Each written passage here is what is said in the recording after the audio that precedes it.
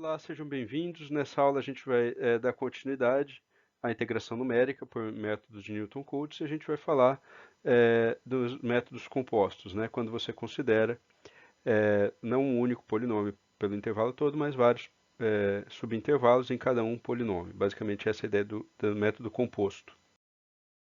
Ok, bom, então o que que a gente vai ver nessa aula, né? A gente vai ver cálculo da integral numérica por métodos de Newton-Cotes. Lembrando que é uma aproximação polinomial com pontos igualmente espaçados. E a gente vai considerar agora a palavra composto vai estar associada a ter vários subintervalos e em cada subintervalo um polinômio associado. Então vamos fazer uma breve revisão sobre o que a base que a gente precisa para falar nessa aula.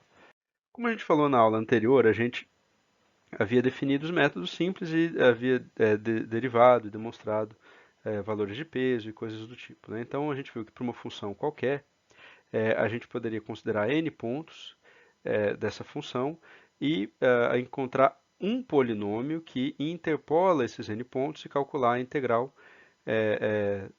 desse polinômio e falar que esse valor é aproximadamente igual à integral da função. Eu não entrei na análise dos erros ou métodos adaptativos ainda, né?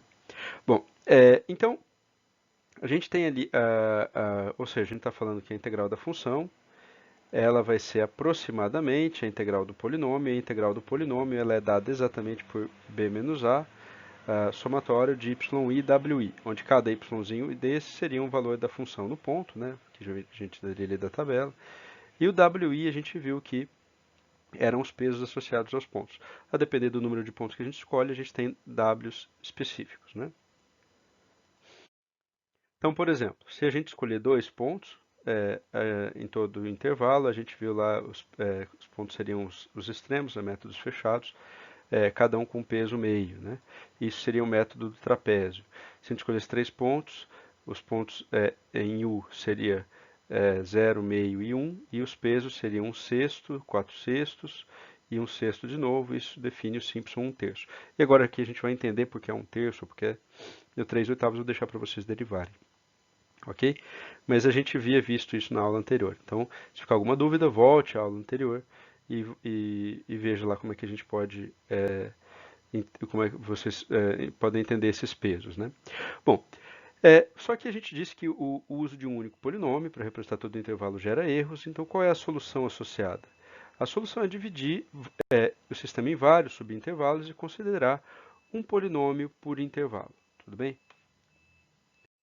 Então agora a gente pode falar sobre os métodos de Newton-Cotes composto.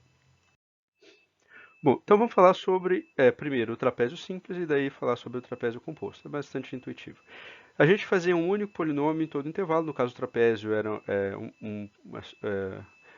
considerava um polinômio de ordem 1, né, uma reta, e a gente calculava ali a área debaixo dessa reta, os pesos eram meio, e meio tanto no início quanto no final. Então a gente calculava a área do trapézio, é B menos A, W1 FA mais W2 FB, né? Os pesos ali eram meio associado, essa era a área do trapézio, isso era o trapézio simples.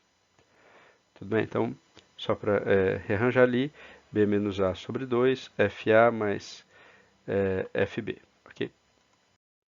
Bom, agora, o que é o trapézio composto? O trapézio composto é o seguinte, eu vou escolher mais pontos em cada subintervalo, eu considero o polinômio de ordem 1, a reta, né? Então, nesse caso aqui, por exemplo, eu vou ilustrar para 3 subintervalos, o que equivale a 4 pontos, tá?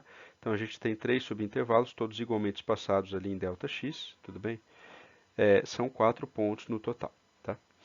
Em cada um desses pontos, a gente vai ligar isso por um trapézio, então, né? Então, é uma reta, então, uma reta que liga esse ponto a esse ponto, e a gente vai calcular a área ali debaixo dessa reta, né? É uma reta que liga esse ponto, o segundo ponto ao terceiro, a gente vai calcular a área de baixo, uma reta que liga o terceiro ao quarto, isso forma um trapézio, a área que a gente tem ali definida abaixo. São todas formas de trapézio, então são vários trapéziozinhos. São 3 áreas nesse exemplo, 3 subintervalos, 4 pontos. Tá? Então, a integral da função, a área ali fica dada por A1 mais A2 mais A3, né? sendo que cada uma dessas áreas, observa, eu tenho x1, x2, x3, x4. A primeira área, né, eu calculo ali o primeiro trapézio, a ΔX sobre 2, F1 mais F2. O segundo trapézio, ΔX sobre 2, F2 mais F3. O terceiro trapézio, ΔX sobre 2, F3 mais F4. O que acontece? Como os pontos são igualmente espaçados, ΔX sobre 2 é comum a todo mundo. Então pode colocar ele em evidência. E o que acontece também? Observa. As arestas, inicial e final, só aparecem uma vez, o F1 e o F4. Né? Então, passando o 2, na verdade, ali, o 2, eu vou colocar em evidência ΔX, vou passar o 2 para dentro da integral. Fica F1 mais F4 sobre 2, e todas as arestas intermediárias, o F2 ali, o F2, o F3, elas aparecem em dois trapézios, né? Elas são comuns a dois trapézios. Então, a gente vai ter ali, né? Esse F2 vai somar com esse F2, né? E vai dar 2F2. Então, como tinha 2 no denominador ali, vai ficar só F2 aqui. A mesma coisa F3. F3 aparece aqui e aparece aqui. Então, vai ficar somando ali, vai dar 2F3. Tinha 2 no denominador, fica só F3. Então a fórmula fica essa daqui, por exemplo. Então o que a gente tem aqui nitidamente, né? Ponto inicial, ponto final. E aqui todos os pontos intermediários. Ali a gente só tinha 2 pontos intermediários, mas se eu tivesse mais trapézio, fica evidente que eu teria isso aqui para todos os pontos intermediários. Então, para a formulação para n pontos, a extensão fica bastante intuitiva. Né? Vai ser F1 mais Fn, eles são arestas de um único trapézio, aparecem só uma vez, vai ter sobre 2 ali. E aqui a somatória de todos os pontos das funções nos pontos intermediários, né, do i igual a 2 até i igual a n menos 1. Okay? E quem é ΔX? ΔX é o tamanho do intervalo. Então, B menos A, que é o tamanho total, sobre o número de intervalos. O número de intervalos é o número de pontos menos 1. Tá? Então, esse é o ΔX. Tudo bem? Ok. Vamos falar agora sobre o que a gente chama de Simpson 1/3. O porquê 1/3 vai ficar claro daqui a pouco, né? Então, a gente, ao invés de considerar um polinômio de ordem 1, a gente considerava um polinômio de ordem 2, certo? Sobre o intervalo a e b ali, a gente considerava o polinômio que passava por esses pontos, certo? E aí calculava a integral deste polinômio como sendo a integral numérica da função aproximada da função, certo? Então, os pesos eram, né? Os pesos eram W1 e W3 igual a 1/6 e W2 igual a 2/3 ou 4/6. Enfim, eu vou deixar 4/6 porque eu posso colocar o 6 em evidência. Okay? Então a gente tinha a seguinte fórmula: B menos A, W1FA mais W2F, A mais B sobre 2, o F ali, o A mais B sobre 2 é o meio do intervalo, né? Mais W3E vezes FB, que é o ponto final do intervalo. Tá? Ok, então substituindo os valores, a gente tinha 1/6, 4/6, 1/6. Eu posso colocar o 6 em evidência aqui, né? E a gente vai ficar aqui 1, aqui 4 e ali 1, né? Então a gente fica ali com a nossa área sendo dada dessa forma, considerando um único polinômio em todo o intervalo. Qual é a ideia do composto? Eu vou estender a função só para a gente possa visualizar um pouquinho melhor. A ideia do composto é você considerar vários subintervalos e em cada subintervalo aplicar um método de Simpson, 1/3. Tá? Ou considerar o polinômio de ordem 2 ajustando esses pontos. Então, observa. Vamos supor que eu escolha 3 intervalos. Eu vou definir m igual a 3 intervalos. M é o número de intervalos, tudo bem? Em cada um desses intervalos, eu vou aplicar o método de Newton-Cotes. E aqui neste exemplo, nesse caso, a gente está colocando um polinômio de ordem 2 em cada subintervalo. Consequentemente, ali observa que o A eu chamei de x1 e aqui eu chamei de x3. Por quê? Porque como eu vou aplicar um polinômio de ordem 2, eu tenho que ter um ponto aqui no meio, porque são 3 pontos para cada subintervalo. Né? Entre x3 eu chamei aqui de x5, porque a gente também vai ter que ter um x4, um ponto aqui no meio. E depois eu chamei de x7, porque a gente vai ter que ter um ponto aqui no meio, que é o x6, tudo bem? Então, em cada polinômio, em cada porção a gente propõe um polinômio, então a gente vai ter x2, x4, x6, x7.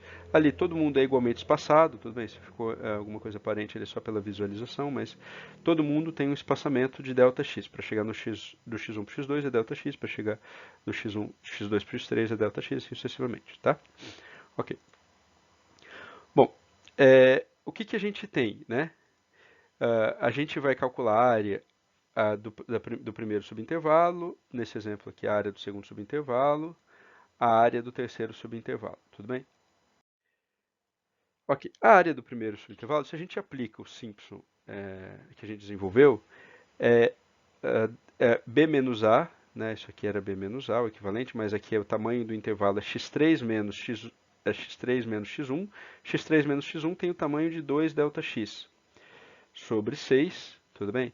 Aqui F1 mais F2, 4F2 mais F3, né? Eu chamando representação F1 é a função no ponto x1, F2 é a função no ponto x2, F3 é a função no ponto x3.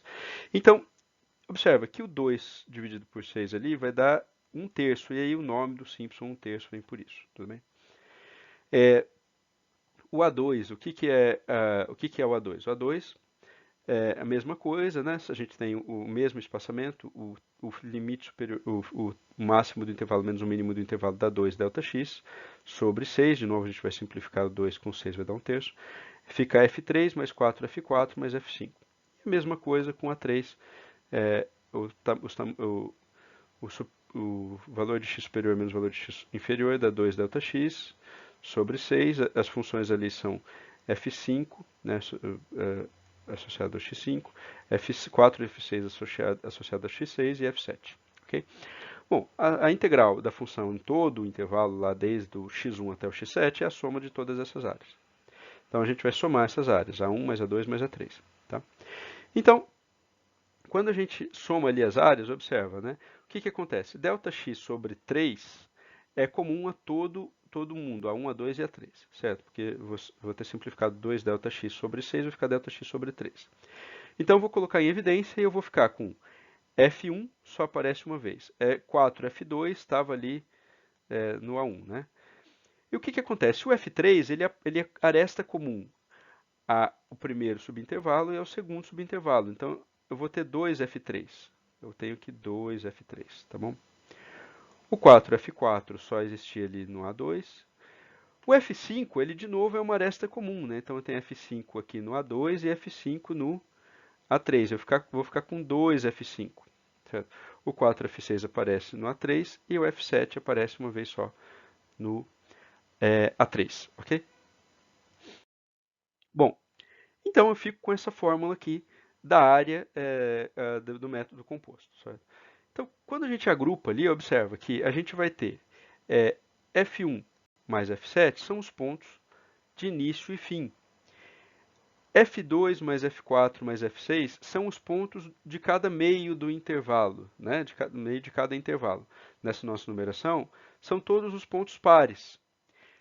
F3 e F5 são todas as arestas comuns aos dois subintervalos, né? Então, são todos os pontos ímpares na nossa numeração, excetuando o primeiro e o último. Okay?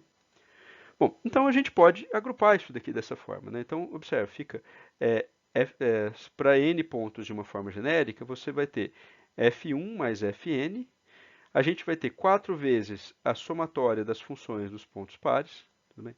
Mais 2 vezes a somatória das funções dos pontos ímpares, exceto o primeiro e o último, tudo bem? Então, essa é a fórmula do Simpson 1/3 composto. Então, existe uma relação aqui que é importante ser respeitada. Note o seguinte, a concepção do método pensou em subdividir intervalos, um determinado número de intervalos. Então, depois, se você olha a sua fórmula final, não parece que foi dividido sobre intervalos, mas a concepção foi. Então, o que acontece é o seguinte, se a gente pensa na restrição que tem associada ao número de pontos, o número de subintervalos tem que ser um inteiro, é claro, assim como o número de pontos tem que ser um inteiro. Certo? Mas qual é a relação entre o número de pontos e o número de subintervalos? Se a gente pensa ali, por exemplo, só uma sistemática. O primeiro subintervalo, eu vou contabilizar esses 2 pontos pertencem ao primeiro subintervalo, mais esses 2 pontos ao segundo subintervalo, mais esses 2 pontos ao terceiro subintervalo. Sobra sempre 1, né? Então, observa que, se a gente pensa dessa forma, o número de pontos é 2 vezes o número de subintervalos, ou de intervalos, né? Mais 1, ok?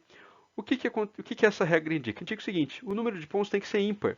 O número de pontos tem que ser ímpar, porque seja o número de subintervalos par ou ímpar, essa conta sempre dá um número ímpar. Então, para que o método funcione de forma adequada, respeite a sua concepção, você tem que sempre ter um número de pontos ímpar. O número de Simpson 1/3 composto tem que ter um número ímpar de pontos. No trapézio não tinha problema algum, tá? Não tinha essa restrição. Mas no Simpson 1/3 vai ter esse problema. No Simpson 3/8 vai ter outra restrição que eu vou deixar para que vocês derivem. Tudo bem? Vamos só ver um exemplo. Calcule a integral da função f igual a seno de x ao quadrado sobre 2 mais cosseno ao quadrado de x, né? No intervalo 0 a 2π, considerando o trapézio e Simpson 1/3 compostos, ambos com 7 pontos cada. Então aqui o número de pontos é 7, é um número ímpar, respeita o Simpson 1/3, o trapézio poderia ser qualquer número de pontos. Tá aqui. Ok. Bom, então vamos considerar que a conta que a gente tem, primeira coisa, a gente vai calcular, né? O número de pontos para os dois casos é igual, é 7, então eu vou calcular a função ali para esses, que vai valer tanto para o trapézio quanto para o Simpson, né? Então, o ΔX é b menos a sobre n menos 1, b menos a é 2 menos 0, n menos 1, 7, 7 menos 1, então vai ficar 2 sobre 6, vai ficar π sobre 3, é o tamanho o tamanho de cada espaçamento, né? Então, a gente tem que cada xzinho, né, ele pode ser dado pelo início, né, o a é 0, né, mais o tamanho do subintervalo vezes i menos 1. Então, observe que se o i é igual a 0, ele fica igual a A. Se o i é igual a n, se o i é igual a n, ele vai ficar igual a b. Tudo bem? Então, ali a gente tem uma tabelinha com os valores da função calculadas. Então, a gente tem de 1 a 7 pontos. O xzinho sendo computado, né, com essa expressão aqui. E as funções foram calculadas a partir da função dada para o x correspondente. Ok, então ali a gente tem a fórmula do trapézio, é ΔX vezes F1 mais Fn sobre 2, mais todas as somas dos f's ali intermediários com coeficiente 1. Né? Então, a gente tem aqui os valores, a tabelinha com os x's e as funções. A gente tem os pesos, né? Então o peso do F1 e do Fn são meio, e o Fn ali eu vou multiplicar W por Fn cada ponto e somar todo mundo dá 1,333, né? Então isso daqui, o que está dentro do parênteses aqui é 1,333. Multiplicando pelo ΔX, que é π sobre 3, a gente vai ter 1,396. Okay? Esta é a integral numérica nesse exemplo. Ok, então para o Simpson 1/3 a gente tem ali a formulazinha, né? Fica ΔX sobre 3, F1 mais Fn, 4 vezes as funções nos pontos pares, mais 2 vezes as funções nos pontos ímpares intermediários. Então, colocando os pesos ali, o peso do ponto 1, o peso do ponto 4 é 1, dos pontos pares é 4 e dos pontos ímpares intermediários é 2. Fazendo a multiplicação ali, dá o valor de 4. Substitui, então, todo que está entre parênteses é 4. Quando a gente tem o ΔX sobre 3, né, é π sobre 3, a gente substitui ali o 3, é o 3 da fórmula. Então, quando a gente substitui, dá 1,396. O valor coincidiu, né, foi uma coincidência, com o valor do trapézio que foi obtido no slide anterior. Okay? A analítica desse problema dá 1,421, essa integral analítica. Então, existe um erro ali associado, né, a essa subdivisão. A subdivisão precisaria ser mais precisa. Não vou entrar nessa aula na parte adaptativa ou no cálculo do erro pelas integrais numéricas. Ok? Ok, eu não vou derivar aqui, mas eu gostaria que vocês tentassem desenvolver a fórmula de Simpson de 3/8. O que é a fórmula de Simpson de 3/8? Nada mais é do que o método composto com 4 pontos em cada subintervalo, tá ok? Então, ou seja, você vai ter um polinômio de ordem 3 ajustando cada subintervalo, ao invés de um polinômio de ordem 2, como era o Simpsons, de 1/3. Tá? E eu gostaria que vocês desenvolvessem ou comparassem os métodos que existem na literatura e chegassem ao método da literatura e revissem ali a restrição e também associada ao número de pontos, que vocês justificassem com base na concepção do método porque tem uma restrição no número de pontos no método de Simpson 3/8. Vou deixar que vocês consultem isso, ok? Aqui as referências consultadas. Muito obrigado pela atenção.